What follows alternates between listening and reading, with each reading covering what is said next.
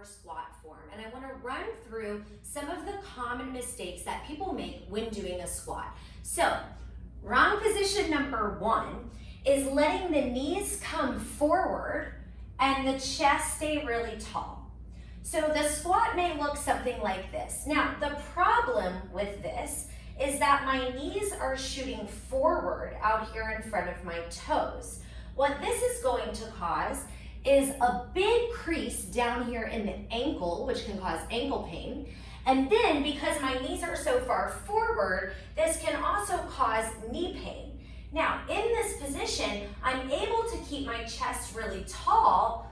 Ooh, this position hurts, which is then putting a pretty big dip in my lower back, and then I may get some lower back pain. So this is a common mistake number one, and right here I'm going to fix it into proper squat form.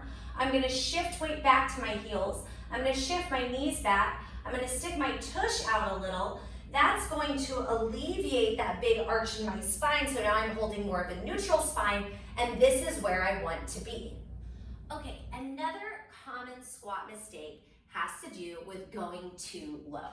So when we go too low, like we're often told to do in fitness classes, we end up going past our range of motion and we get into a spot in the legs where we don't want to be, which is up here on the top of the quad into the hip flexor. See, when I go super low, my butt, this is gonna sound weird, okay, but stay with me. My butt cheeks are basically opening up, back this way, and then my low belly is falling, and all of the weight is being caught right up in here. So what I'm gonna start to feel is like a lot of hip flexor, a lot of heat in the quads. You're probably gonna feel some knee pain, and because you're down so low, the lower back is going to try to take over because it's like, hey, why am I in this weird position? It's gonna start gripping because it really wants you to be up here a little bit higher. So when you do a squat, there's a glute engagement that happens, okay? This is an opposition exercise.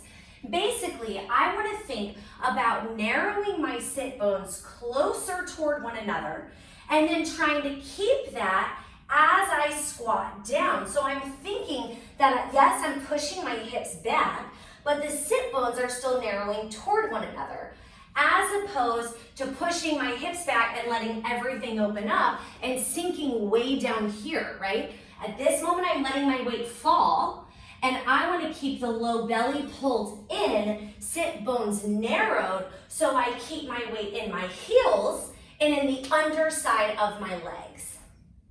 The third thing I want to talk about is your spine, okay? So the natural spine contains a curvature, right? If you think about like a skeleton hanging in a doctor's office, the lower back does have a nice natural curve. We call that neutral spine.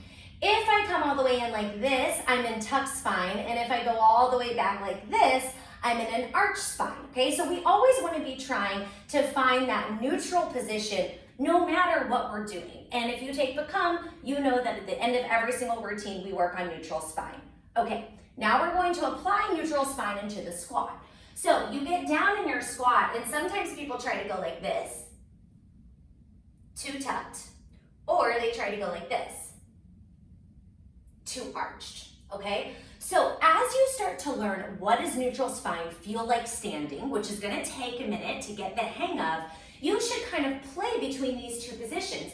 So if you're down in your squat, you're not going too low, the weight is in your heels, you're narrowing your sit bones together, and you start to feel lower back pain, maybe you do some adjusting. Maybe you tuck a little bit. Does that feel better or does it feel worse? Maybe you arch a little bit. Does that feel better or does it feel worse? And then you're gonna work to find where is that middle point where I'm not overextending or moving into a ton of flexion. I'm keeping the belly engaged. This is where we want to be, and I highly recommend standing in front of a mirror to try to find this form. Okay, let's keep going. Now, if you are flat-footed, okay, so you don't have a really great natural arch, flat feet are a problem for you.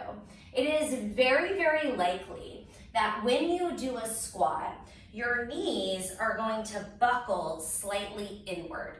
And there's also a chance that it may happen more on one leg than the other. Now this makes sense if you think about it. If you don't have a good arch support happening here on the inside of your foot, then it's going to fall more to the floor, which is going to cause the knee to turn inward. And this will automatically give you knee pain, specifically in the area called the meniscus, which is like right in here, okay? So what you have to do is think that as you lower down, you are almost flaring your knees open. Let me say that again. When you lower down, you are almost flaring your knees open, okay? You may have to think about putting more weight to the outside edges of the feet. Don't sickle your feet like this though. But if you have that flat foot, you may have to think that you're holding more weight on the outside of the feet so that you keep the knees open more.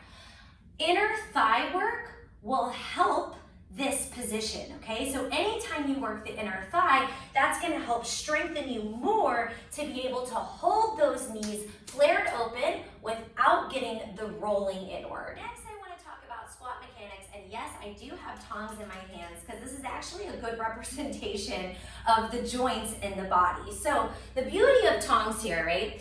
This is my connecting point, much like my hip joint or my knee joint, right? And then these are the two levers that move opposite, okay? So when we do a squat, the first thing that we do is hinge here from our hip point, okay?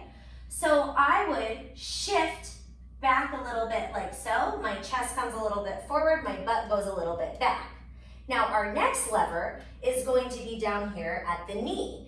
So now I'm going to hinge from my knee to press myself back, right? That's this lever that's moving. So a squat in slow motion is technically first a hinge from the hip. Now, I don't let my chest drop any lower than this. Everything stays the same. Now I'm going to hinge from my knee. Let me show you the wrong way. We could possibly go hip and then knee. See how when I bent my knee, I really dropped my chest? We don't want to do that. We want to find first, hip point pushes back. Second, knee point is going to take that little bend. If you are working to add arms to your squat, the entire form definitely gets more challenging. And this is where a lot of lower back pain comes into play. So if I do a squat and I work to either reach my arms forward or even overhead, I've added all of this extension from the upper body. It's almost like I became much taller or something, okay? And what that can do is put more strain on the lower back.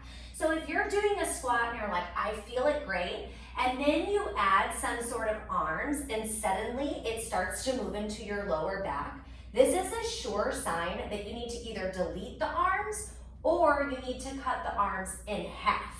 Okay, and if you right now go into a squat and you do this, you reach your arms forward, it will feel different. You lift your arms overhead, it will feel much different. So do not be afraid to keep the hands a little lower. A good rule of thumb is fingers below the shoulders in order to help alleviate any extra sensation in the lower back.